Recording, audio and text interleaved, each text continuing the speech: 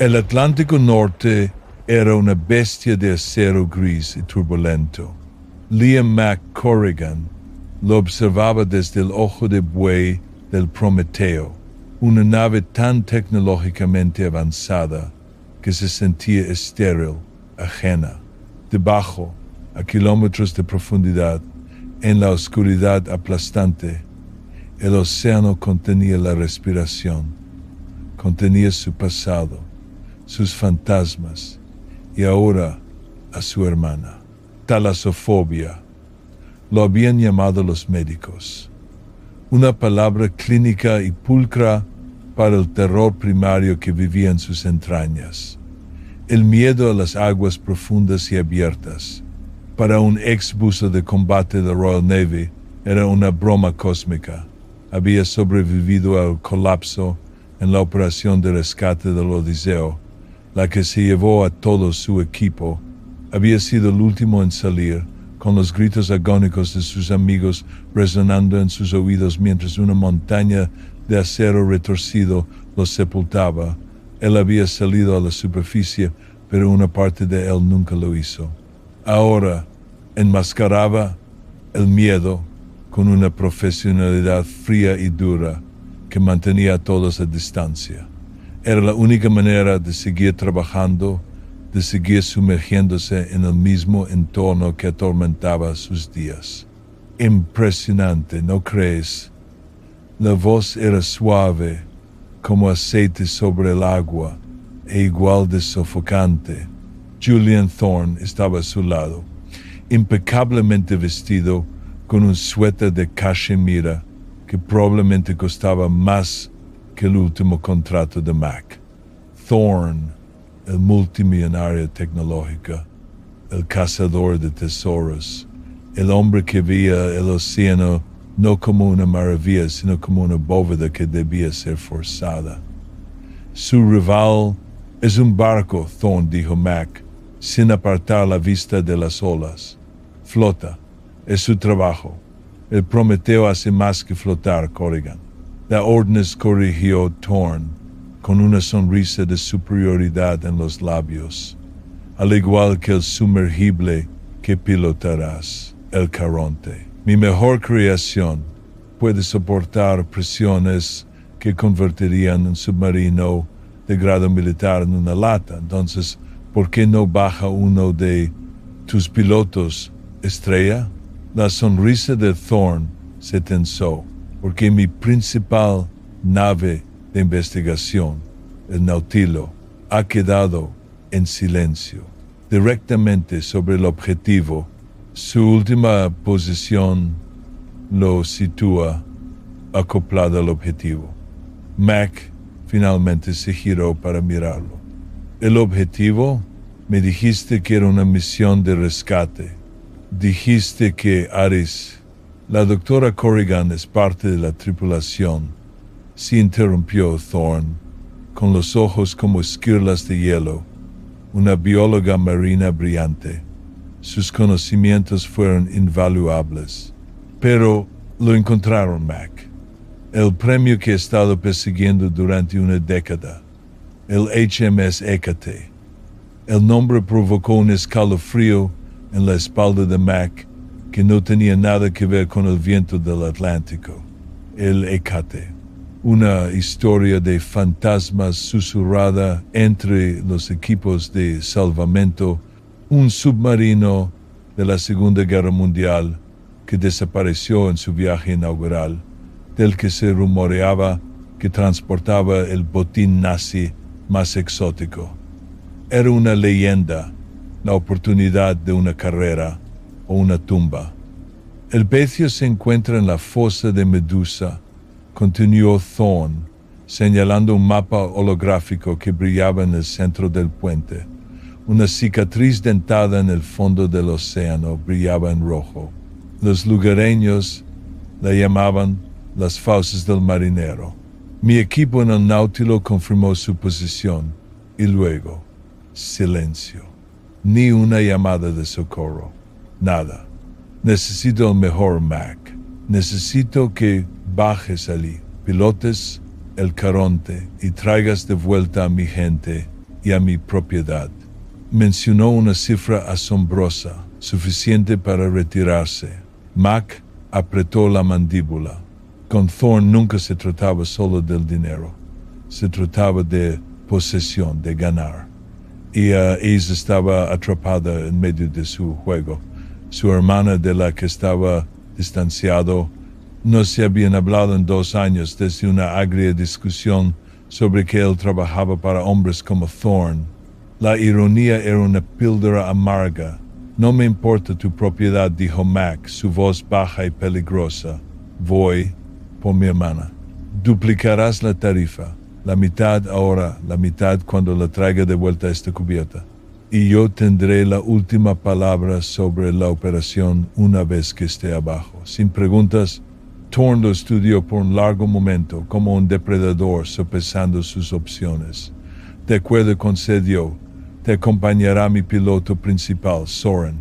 Conoce los sistemas del Caronte mejor que sus diseñadores. Un hombre salió de las sombras. Era alto, con una quietud escandinava y un comportamiento tranquilo y profesional que era casi desconcertante. Asintió secamente. Señor Corrigan, soy Soren. Un placer. El Caronte está preparado y listo para el descenso. Mac solo gruñó como respuesta. No necesitaba una niñera. Solo necesitaba sacar a Aris del fondo del mundo. El descenso a las fauces del marinero fue un viaje a la noche primordial. El Caronte era una esfera de titanio y acrílico, una frágil burbuja de vida en un reino de muerte absoluta.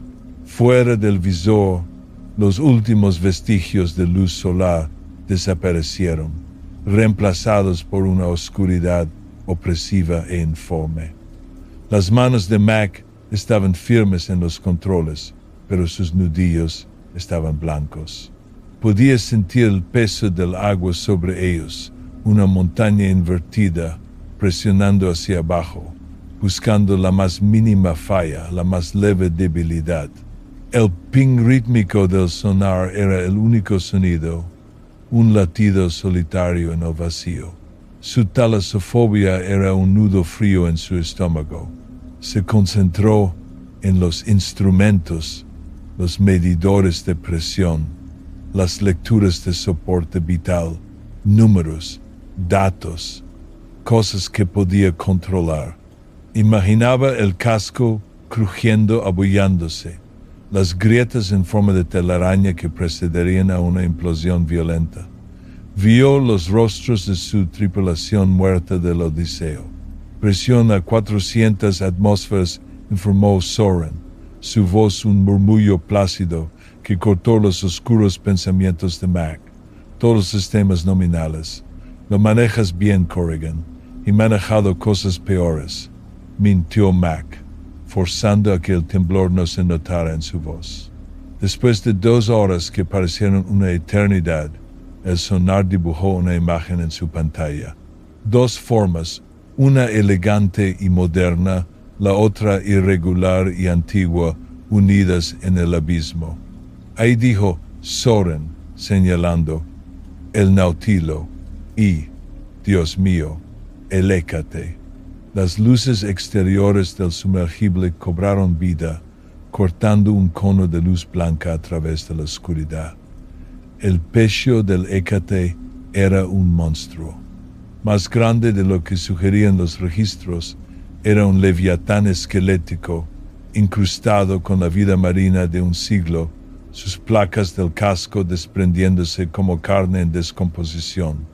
Descansaba en un saliente, con la proa apuntando hacia el negro infinito de la fosa. Torpemente acoplado contra su sección media estaba el Nautilo, pareciendo un parásito aferrado a un cadáver. Sus luces estaban apagadas, su silencio era profundo. No hay señales de energía del Nautilo, confirmó Soren, su calma finalmente teñida de preocupación. Las abrazaderas de acoplamiento están activadas. No podemos retraerlas desde aquí, lo que significa que tengo que salir y desactivarlas manualmente desde su panel exterior, terminó Mac, sintiendo que el corazón se le encogía. Luego podré entrar y ver qué le pasó a la tripulación. El traje de presión está clasificado para esta profundidad, pero solo para actividades extravehiculares de corta duración, advirtió Soren. 15 minutos como máximo es suficiente. El proceso de ponerse el traje fue un ritual familiar, un consuelo. El pesado casco encajó en el collar, el respirador cobró vida con un siseo y el mundo se convirtió en un capullo de su propia respiración y el crepitar de las comunicaciones. Pasó por la esclusa de aire, la pequeña cámara inundándose con agua helada, y luego estaba afuera, suspendido en la oscuridad mortal. El miedo era ahora algo físico, una mano apretando su pecho. El Caronte era una pequeña isla de seguridad a sus espaldas. Frente a él estaba el vacío. Activó los propulsores del traje, impulsándose a través del espacio hacia las naves unidas. El pecio del Hécate se cernía, un sepulcro de acero oxidado. Su silencio era incorrecto. Los pecios crujían, se asentaban. Este estaba total y antinaturalmente quieto. Llegó al Nautilo y localizó el panel exterior. Mientras sus dedos enguantados trabajaban en la liberación manual, un destello de movimiento captó su atención. Miró hacia el Hécate. Uno de sus tubos de torpedos delanteros, sellado por el óxido durante mucho tiempo, pareció abrirse. Solo una rendija. Y desde dentro, una única y gigantesca burbuja salió flotando, tambaleándose mientras ascendía hacia la oscuridad. Mac sacudió la cabeza. Narcosis por nitrógeno, la presión jugándole una mala pasada, terminó su trabajo y las abrazaderas se soltaron con un gemido metálico. Ahora venía la parte difícil. Maniobró hasta la escotilla principal del Nautilo y entró. El sumergible estaba muerto y frío. Las luces de emergencia proyectaban sombras largas y danzantes, pero era el vacío lo más aterrador. El equipo estaba esparcido, una tableta yacía destrozada en el suelo y una taza de café a medio terminar todavía estaba asegurada en su soporte. Ni rastro de la tripulación, ni rastro de Aris. Soren, estoy dentro del Nautilo, dijo por el comunicador. Está vacío. Hay señales de pánico, pero no hay cuerpos. No hay señales de una brecha en el casco. Revisa los registros, respondió la voz crepitante de Soren. Averigua qué vieron. Mac encontró la estación de Aris. Su tableta todavía estaba activa, con un único registro de audio abierto. Presionó reproducir. La voz de Aris, tensa y llena de una mezcla de asombro y terror, llenó su casco. Entrada de registro 7. Los niveles de energía están por las nubes, localizados completamente dentro del pecio. No es radiación, es algo más. Una firma cuántica que no debería ser posible. La tripulación se está asustando. Jensen jura que vio a alguien mirando por el ojo de buey de la torre de mando. Eso es imposible. Estamos recibiendo ecos en las comunicaciones, susurros, una canción de cuna alemana. Tenemos que investigar. Voy a llevar a Jensen y una cortadora a la sección de proa. Hay algo ahí dentro, algo que estaban protegiendo. El registro terminaba abruptamente con una explosión de estática y un grito agudo y aterrorizado.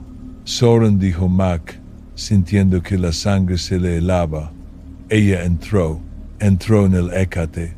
Esa es una misión suicida, Mac. La integridad del casco es inexistente. Es mi hermana Espeto, Mac. Voy a buscarla.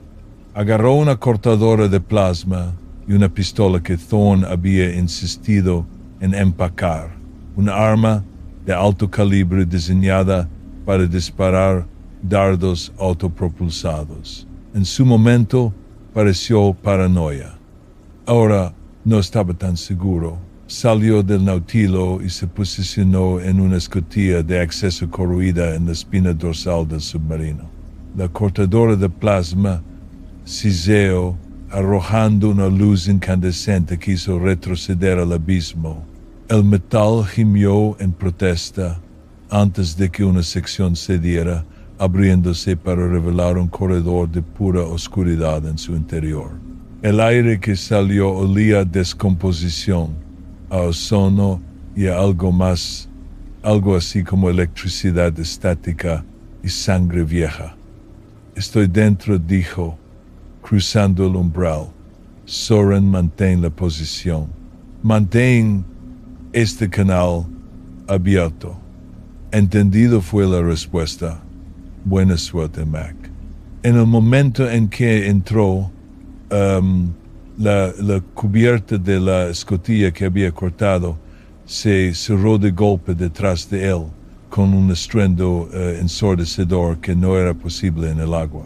Se vio sumido en la oscuridad absoluta, con las luces de su traje como única iluminación.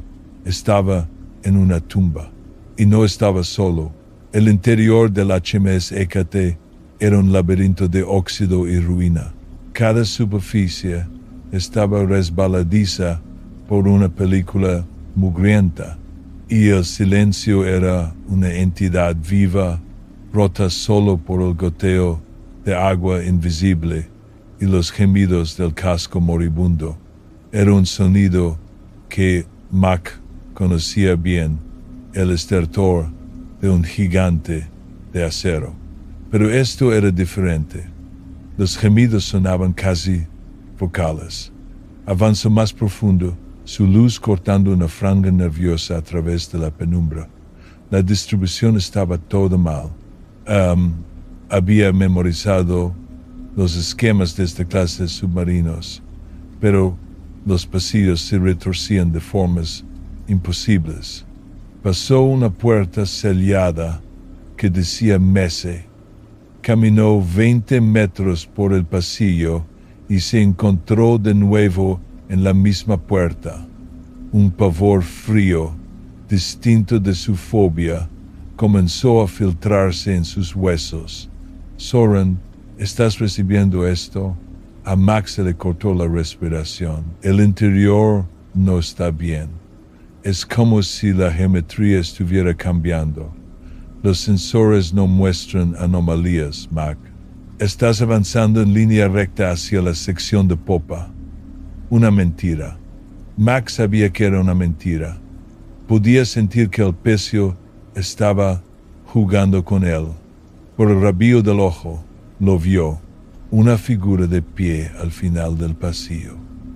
Era alta y demacrada, vestida con los restos andrajosos de un uniforme de la Kriegsmarine. Su piel estaba hinchada por el agua y gris, y su rostro era una máscara de agonía plácida. No se movía, simplemente estaba. Cuando Mac levantó la luz, la figura falló, parpadeando en su lugar como un archivo de video corrupto, y luego se desvaneció. Se obligó a avanzar, con el corazón martillando contra sus costillas. Entonces comenzaron los susurros, débiles al principio, filtrándose a través de sus comunicaciones. Fragmentos de alemán, inglés aterrorizado, un sonido como un jadeo húmedo y desesperado. La agonía colectiva de toda una tripulación impresa en el propio metal de su tumba. Encontró una tableta en un charco de agua salobre, era de Aris. Tenía un único archivo de vídeo corrupto. Lo reprodujo. La imagen era temblorosa, filmada desde la perspectiva de alguien corriendo.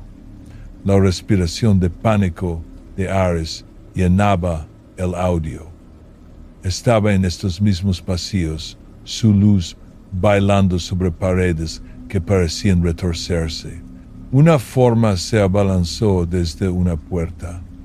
Uno de los fantasmas, sus movimientos antinaturalmente rápidos y espasmódicos. El vídeo se cortó con su grito. Se dirigía a popa, hacia las salas del reactor y de máquinas. La siguió, abriéndose paso a través de compartimentos inundados donde los escombros flotaban como confeti macabro. La sensación de ser observado era constante, una presión en la nuca. Dobló una esquina y se encontró cara a cara con otro. Este era un oficial, con la gorra todavía en la cabeza, la boca abierta en un grito silencioso. Una herida negra y abierta le desgarraba el pecho. El fantasma levantó una mano temblorosa y translúcida, sus dedos alargándose, buscándolo. Mac no pensó. Levantó la pistola de dardos y disparó. El proyectil siseó a través del pecho del fantasma sin efecto. Ni siquiera se inmutó. Simplemente siguió avanzando, sus ojos vacíos.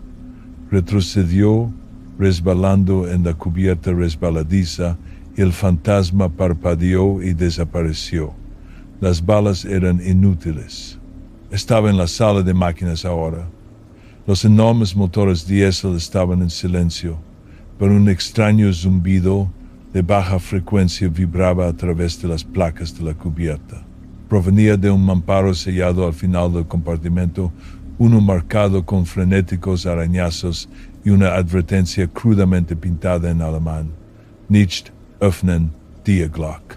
No abrir la campana. El zumbido era más fuerte aquí, un retumbar nauseabundo que le hacía doler los dientes. El premio de Thorn, la fuente de esta pesadilla, sabía que Aris se habría sentido atraída por él, la científica en ella incapaz de resistirse al misterio. Se preparó y forzó la puerta del mamparo. La cámara más allá era una escena de un sueño febril. Era la sala del reactor del submarino, pero el reactor en sí era secundario al objeto que dominaba el espacio. En el centro, suspendido en un cardán de latón deslucido y cables, había un dispositivo masivo en forma de campana Die Glock. Pulsaba con una luz enfermiza y violácea, una luz que no iluminaba, sino que parecía devorar la oscuridad circundante. El aire crepitaba con energía, y la propia realidad se sentía delgada, tensada al límite. Y allí, acurrucada detrás de las tuberías de enfriamiento del reactor inactivo, estaba Aris. Con ella había un único tripulante, un joven ingeniero que Mac reconoció de la lista como Jensen, con el rostro pálido de terror. Estaban acorralados. Entre ellos y la puerta había una congregación de fantasmas.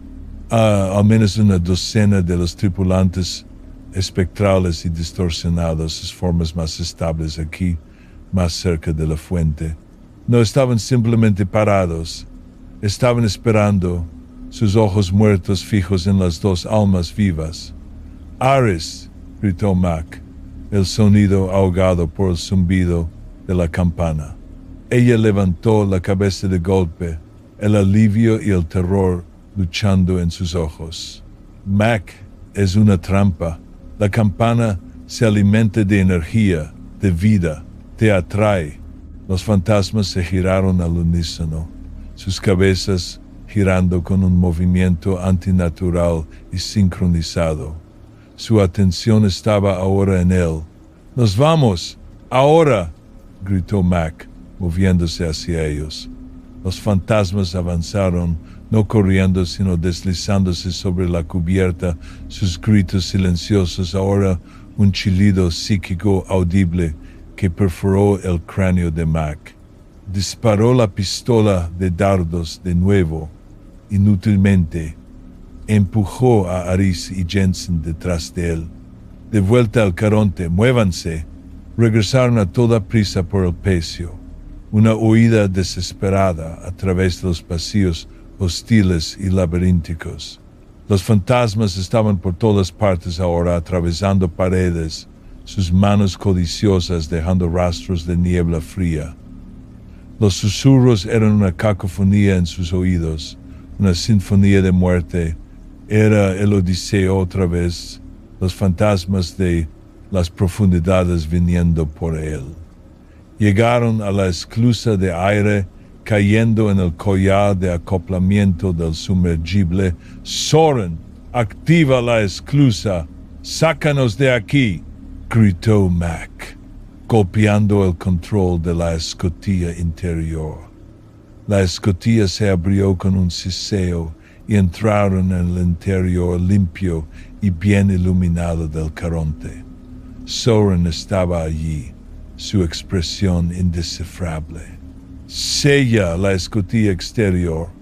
Desacopla», rugió Mac, moviéndose para ayudar a Ares. «Me temo que no puedo hacer eso», Corrigan dijo Soren, su voz tan tranquila como siempre. Pero ahora esa calma era monstruosa. En su mano había una pistola, idéntica a la de Mac, y apuntaba a su pecho. Mac se quedó helado. «¿Qué demonios estás haciendo, Soren?» «Siguiendo mi directiva principal», declaró Soren rotundamente. «A Thorn no le importas tú, ni tu hermana, ni ese ingeniero aterrorizado. Quiere el activo. Mis órdenes son asegurar Dia Glock. Tú eres la llave, la herramienta para superar el sistema de seguridad. Ahora que has terminado, eres un cabo suelto. ¿Nos dejarías aquí?», susurró Ares, horrorizada. Un boom atronador sacudió el Caronte cuando un puño espectral se estrelló contra el visor de acrílico. Afuera la oscuridad bullía de figuras, sus rostros presionados contra el cristal, sus bocas abiertas en un unísono silencioso. El eco de la tripulación sabía que estaban allí. Los quería. El casco gimió, no por la presión del agua, sino por un asalto psíquico. Thorn sabía lo que había aquí abajo, gruñó Mac, atando cabos. «Los enviaste como cebo». Tenía una teoría, admitió Soren, sin apartar la vista de Mac, que el campo estaba latente hasta que era estimulado por una presencia consciente. Tenía razón.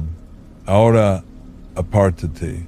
Voy a tomar el control remoto de los drones de salvamento del Náutilo para extraer el dispositivo. Una vez que esté a bordo, me iré. Esa cosa destrozará este submarino antes de que termines. Chilló Jensen, señalando el visor donde comenzaban a formarse grietas en forma de telaraña, no de cristal, sino de pura energía. Los fantasmas intentaban romper el casco, añadirlos a su coro torturado. Las luces del Caronte parpadearon y se apagaron, sumergiéndolos en el resplandor rojo de la iluminación de emergencia. El enfrentamiento era ahora un conflicto a tres bandas. Mac y su hermana, el piloto traidor y la furia sobrenatural del Hécate, arañando para entrar. El pánico era un lujo que no podían permitirse. El chillido psíquico del eco se intensificó, un taladro perforando la mente de Mac. El casco del Caronte vibraba violentamente, un tambor golpeado por manos fantasmales. «Estás loco, Soren», gritó Aris por encima del estruendo. «Esa cosa nos destruirá a todos antes de que tus drones se acerquen siquiera». «Mis órdenes son claras», repitió Soren. Pero por primera vez, Un atisbo de duda cruzó su rostro cuando un marinero fantasma se materializó a medias a través del visor, su cara a centímetros de la suya, antes de ser repelido por el campo de energía del sumergible. La mente de Mac corría a toda velocidad, la adrenalina superando el miedo. La fuerza bruta era inútil. No podían luchar contra los fantasmas. No podían huir de ellos. La única forma de sobrevivir era terminar la transmisión, destruir la fuente. La campana, dijo Mac, su voz baja y urgente. Tenemos que destruirla. Soren se rió, un sonido corto, agudo y feo. ¿Y cómo propones hacer eso? ¿Con una pistola? No, dijo Mac, sus ojos fijos en los de Soren. Con el reactor del EKT. Es una pila de toria primitiva, pero el núcleo sigue ahí. Si puedo eludir los protocolos de seguridad y sobrecargarlo, puedo crear un pulso electromagnético contenido. Uno masivo. No romperá el casco, pero freirá cada partícula exótica en esa cámara. Hará añicos la campana como si fuera cristal. Los ojos de Aris se abrieron de par en par. Podría funcionar. Un colapso del campo cuántico es una misión suicida, afirmó Soren. Su arma todavía firme.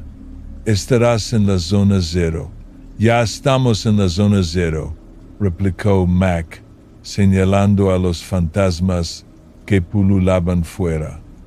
Dame 10 minutos. Ayúdame. O muere aquí con nosotros. Otro fantasma se estrelló contra el casco, y esta vez las luces parpadearon y una consola chisporroteó violentamente. La presión psíquica era inmensa, un peso físico. Soren miró de los sistemas que fallaban al terror en el rostro de Jensen, a la furia resuelta en los ojos de Mac. La fría profesionalidad en su mirada finalmente se resquebrajó, reemplazada por el miedo primario de un hombre que mira a un abismo que le devuelve la mirada. Había sido un soldado leal, pero nunca se había alistado para esto. Bajó su pistola. ¿Qué necesitas? El cambio fue instantáneo. El enemigo interno se había convertido en un aliado desesperado. Necesito volver a la sala del reactor, dijo Mac. Tú, manténlos alejados de mí. Aris, Jensen, preparen el Caronte para un ascenso de emergencia. En el momento en que vean el destello, se van. No me esperan. Mac, no, gritó Aris. Es la única manera, dijo él, su voz suave pero firme. No te voy a dejar aquí. La miró, los años de ira y distancia derritiéndose ante la aniquilación. Estaré justo detrás de ti. Era una mentira y ambos lo sabían.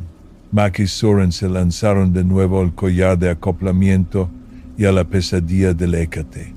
Los fantasmas eran más agresivos. Ahora, una marea de ira espectral.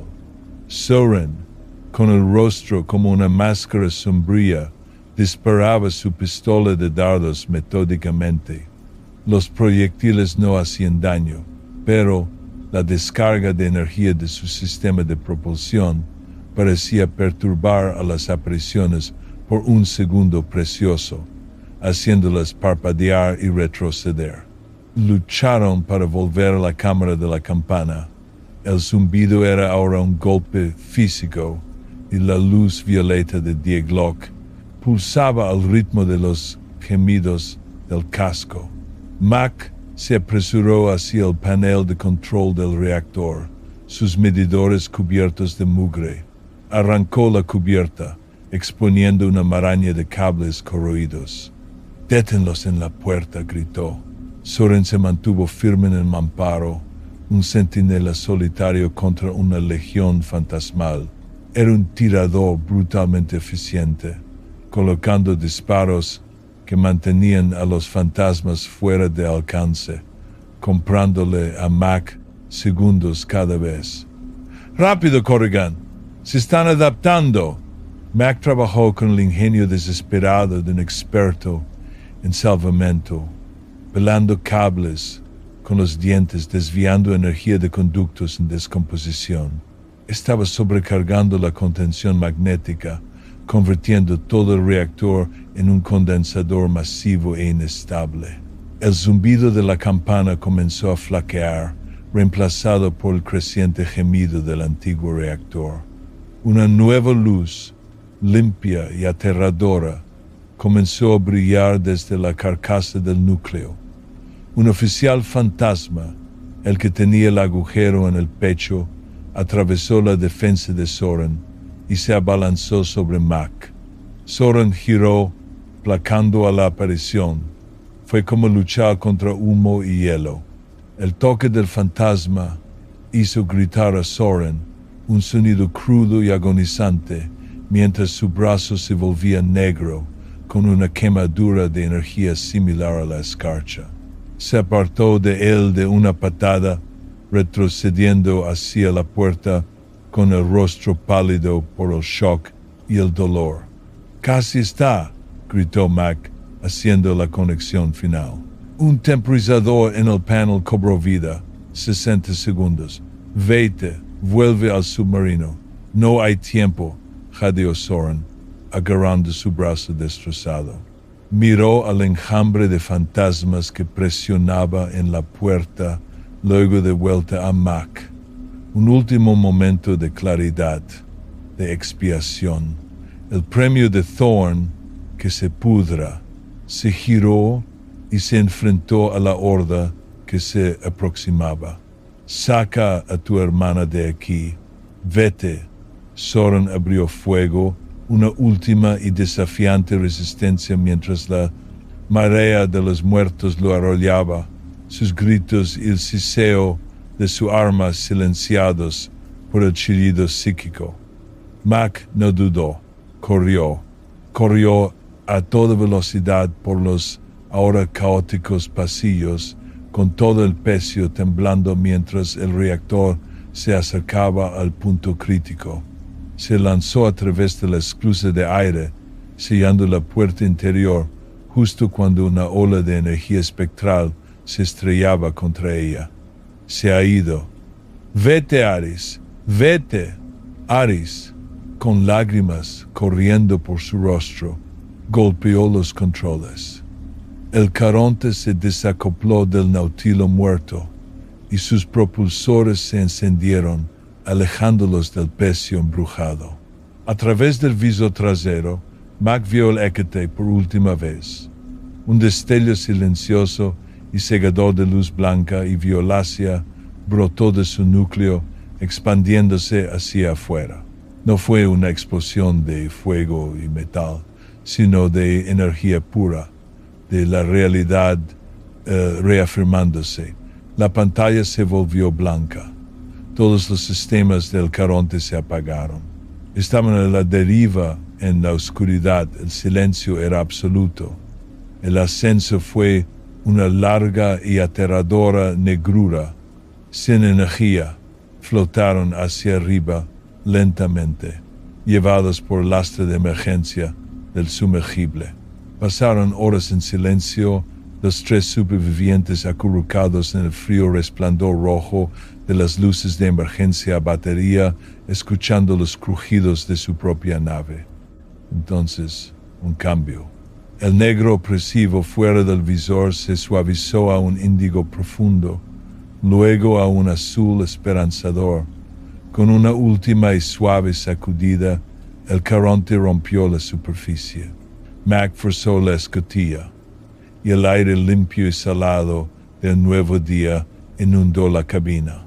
El sol apenas despuntaba en el horizonte, pintando el cielo con trazos de rosa y oro. El Atlántico estaba en calma. Su superficie era un espejo plácido. En el horizonte lejano podían ver la silueta del Prometeo, esperando un premio que nunca llegaría. Las fauces del marinero estaban en silencio. Los fantasmas del Hécate se habían ido, su eco borrado. Aris le apretó la mano, sus nudillos blancos. Habían sobrevivido a los fantasmas de las profundidades y a la luz del sol naciente, Max sintió que la mano fría de su propio pasado finalmente comenzaba a aflojar su agarre. Era un superviviente, no un fantasma. Y por primera vez en años, el vasto y abierto mar no se sentía como una tumba, se sentía como la libertad.